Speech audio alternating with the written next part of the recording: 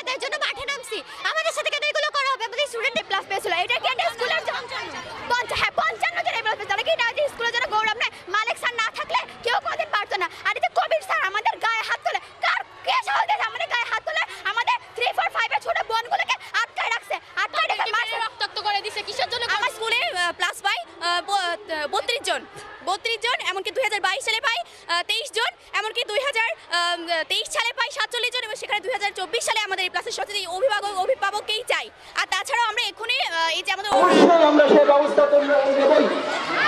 আমি নিজেই বাদী হয়ে এই ব্যবস্থার জন্য এগিয়ে যাবো। তোমরা প্রত্যেকেই শান্ত হও।